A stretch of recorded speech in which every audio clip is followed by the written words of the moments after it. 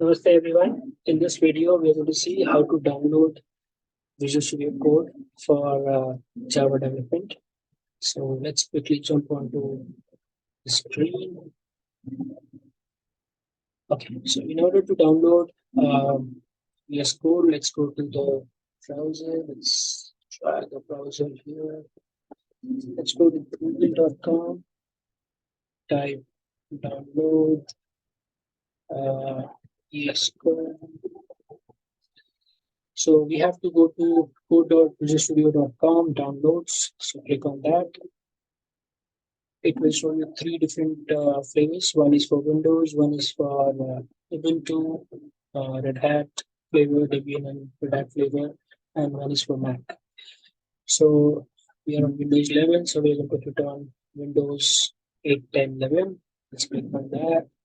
It will start the download process. Before that, it will ask you where do you want to save this setup.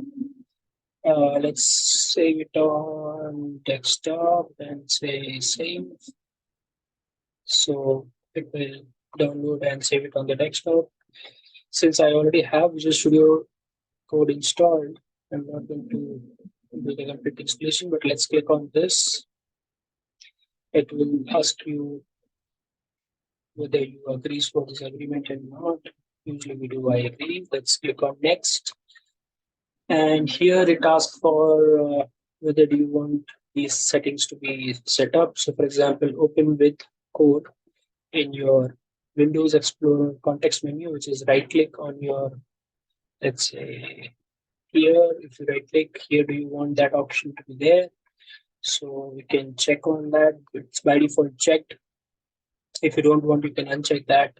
Same as add open with code in the Explorer directory context menu and the register code as editor for supported files. So all supported files which are supported by Visual Studio Code will automatically set to default to Visual Studio Code. If you check this up, which is by default check, add the path. So it will automatically add the required paths for Visual Studio Code to work. If you want the desktop icon, you can check this as well. I don't want it. You can click on next, and then when you hit on install, it will start installing. Let's see what it does. I have it already installed, but still it is doing something. Let's see.